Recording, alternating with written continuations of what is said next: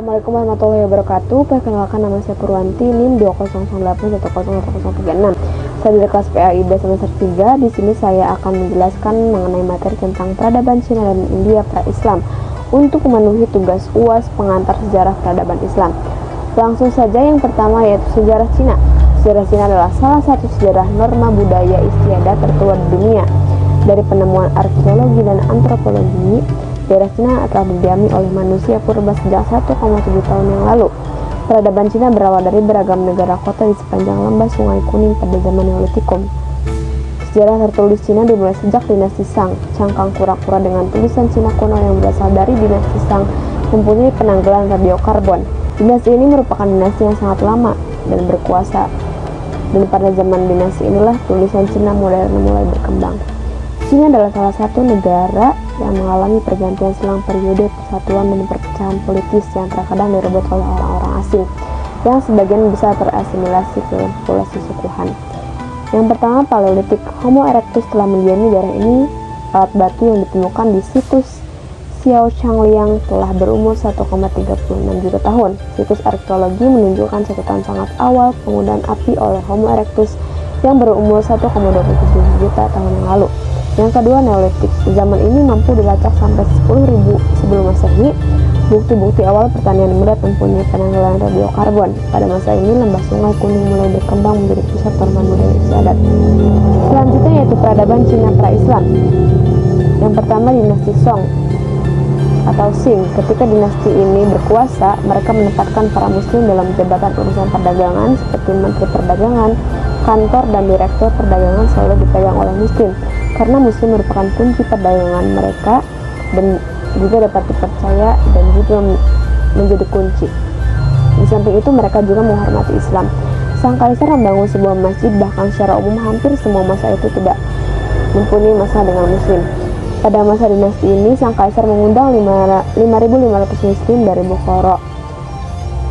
Pada zaman dinasti ini, agama Islam dianggap lebih mulia oleh rakyat Cina. Islam telah mulai berkembang di Cina dan kawasan kediaman Islam tinggal di Bandar Guangzhou di provinsi Guangdong, Fujian secara berkumpulan.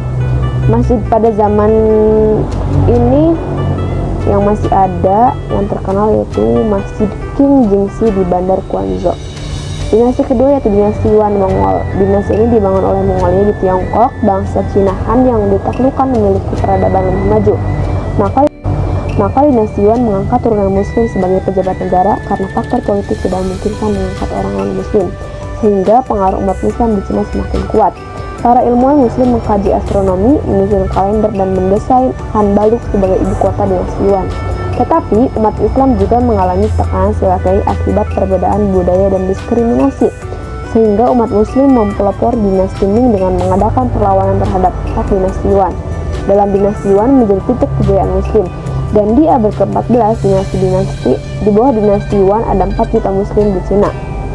Pada masa dinasti Yuan, perkampungan awal muslim di Cina disebut dengan Hui yang berada di tengah-tengah. Dari sinilah akhirnya muncul etnis Hui di Cina, etnis yang dominan beragama Islam yang Puritan. Peran kaum muslim semakin besar pada dinasti Yuan. Mereka dipekerjakan sebagai pegawai administrasi negara, perpajakan, astronomi, penanggalan, dan arsitektur. Bahkan pada masa itu peradaban Islam tumbuh pesat dan mewarnai kota-kota yang ada di Cina. Dalam kungfu pun di Cina dikenal kungfu aliran muslim yang hanya diwariskan di pesantren-pesantren dan turun-temurun di antara kaum muslim. Dinasti yang ketiga yaitu dinasti Ming. Inilah masa keemasan Islam karena dinasti Ming yaitu dari kalangan Han. Pendiri dari dinasti Ming itu adalah Zhu Yuanzhang, dan dalam pasukannya dia mempunyai 6 jenderal muslim. Dia mengirim seorang di antara mereka yang merupakan jenderal yang paling dipercayainya untuk pergi dan melanjutkan memerangi para Mongol. Yang seperti kita ketahui bahwa para Mongol mulai menyerang Cina kembali, sehingga orang Cina membangun tembok Cina. Salah satu jenderal muslim yang bernama Lan Youw, dia adalah jenderal muslim yang merupakan orang yang paling dipercayai Kaisar Ming. Yang keempat yaitu dinasti Manchukuo. Dinasti ini adalah awal surutnya pengaruh Islam di Tiongkok karena dianggap sebagai pembela utama dinasti Ming. Maka, semua kegiatan agama, pembangunan masjid, dan ibadah haji ke tanah suci Makkah dilarang. Politik David Attenborough digunakan untuk memecah belah umat Islam yang terdiri dari bangsa Han, Tibet, dan Mongol. Akibatnya ketiga suku penganut Islam itu saling bermusuhan. Dinasti yang terakhir yaitu dinasti Sutiatsen. Sen akhirnya mendirikan Republik Cina. Rakyat Muslim, Mongol, dan Tibet berada di bawah Republik Cina. Sejak RRC didirikan pada tahun 1949, agama Islam telah berkembang pesat. Kerajaan Cina mengamalkan dasar bebas agama. Selain itu, kerajaan juga mendirikan pusat Islam dan rumah sakit Islam. Kerajaan juga memberi bantuan kepada masjid dan persatuan Islam untuk memperbaiki bangunan dan biaya harian. Misalnya semasa Masjid Niuji, yaitu masjid yang tertua dan terkenal di Beijing. Selanjutnya yaitu sejarah India. India adalah salah satu tempat pertama yang dihuni oleh manusia setelah migrasi dari Afrika. Manusia tiba di India melalui pesisir sepanjang Jazirah Arab dan Teluk Persia. Kemungkinan kelompok orang pertama tiba di India sekitar 50 ribuan sebelum Masehi. Pada tahun 3000-an sebelum Masehi, bangsa Harappa membangun kota-kota zaman perunggu di Sungai Indus. Mereka melakukan perdagangan dengan Asia Barat. Pada 2000-an sebelum Masehi, peradaban Harappa runtuh diikuti dengan zaman besi India. Pada abad ke-6 sebelum Masehi, Mahavira dan Gautama Buddha lahir. Setelah itu, bangsa India Eropa datang dari Asia Tengah ke India. Mereka disebut juga bangsa Weda atau Arya dan membawa kuda, kereta perang, dan bahasa mereka. Agama mereka ikut bercampur dengan agama lokal untuk kemudian menghasilkan agama Hindu. Sistem kasta juga mulai muncul pada masa ini. Sekitar 800-an sebelum Masehi, bangsa Weda bergerak dari lembah Indus untuk menaklukkan seluruh India Utara, termasuk lembah Gangga. Pada tahun 539 sebelum Masehi, Persia di bawah Kores Agung menyerang India Utara dan menjadikannya bagian dari Kekaisaran Persia. Setelah itu muncul negara-negara kuat di India, yaitu Kekaisaran Maurya yang berdiri pada 321 sebelum Masehi. Sebagian besar anak benua di India ditaklukkan oleh Kekaisaran Maurya selama abad ke-4 dan ke-3 sebelum Masehi. Selama periode klasik, berbagai bagian India diperintah oleh banyak dinasti selama 1500 tahun berikutnya. Di antaranya Kekaisaran Gupta pada tahun 320 sampai 550 Masehi. Periode ini ajaran Hindu mengalami kebangkitan agama dan intelektual, dikenal secara klasik sebagai zaman keemasan India. Selama periode ini, aspek peradaban, administrasi, budaya, dan agama India menyebar ke sebagian besar Asia. Kemudian setelah runtuhnya Gupta, kaum muslim berhasil merebut India Utara dan mendirikan Kesultanan Delhi. Sekitar tahun 1200 sampai 1300 Masehi, Mongol juga melakukan serangan berulang kali ke India.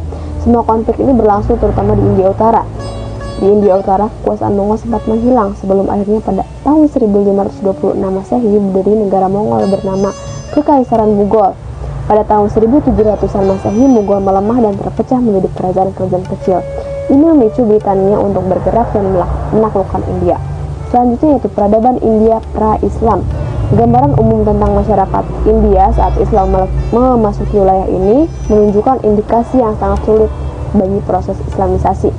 Ada 5 hal penting yang menjadi ciri khas masyarakat India yang menolak sesuatu dari luar, yaitu bahasa, agama, tradisi, dan kebencian terhadap orang asing, fanatisme, dan keangkuhan budayanya. Sejak tahun 6000 sebelum Masehi, ajaran agama Hindu dengan aturan-aturan kastanya sudah banyak digunakan di tengah masyarakat India. Tidak lama setelah berkembangnya agama Hindu, di India pun muncul ajaran baru yang dibawa oleh Siddhartha Gautama, seorang raja Kapihu Pastu. Ajaran ini dikenal dengan nama Buddha. Tahun-tahun menjelang masuknya agama Islam, agama Hindu adalah agama yang paling penting dan banyak dianut oleh rakyat India. Hampir semua raja yang sedang berkuasa menganut agama Hindu. Tekanan yang besar dari kelompok kasta Brahmana terhadap penganut agama Buddha menyebabkan kelompok mereka mengharapkan datangnya kekuatan lain yang bisa memberi perlindungan dan menghindari kekejaman penguasaan Hindu. Konflik Hindu dan Buddha secara umum tampak jelas dalam persaingan perdagangan. Kelompok Hindu cenderung lebih senang untuk memonopoli, sedangkan Buddha lebih giat dalam memperoleh keuntungan. Karena kelompok Buddha lebih banyak terkalahkan dalam persaingan, akhirnya mereka lebih terbuka untuk menerima Islam. Oleh karena itu, mayoritas Muslim India berasal dari orang-orang Buddha yang pernah tertekan dan teruskan oleh kekuasaan Hindu. Ketika Islam mulai memasuki wilayah India, baik pada periode pertama masa Umayyah maupun Abbasiyah, karakteristik sosial, budaya, politik, dan agama masih menunjukkan hal yang sama. Setiap daerah memiliki tokoh yang memegang otoritas wilayah dengan segenap wewenangnya Islam di India.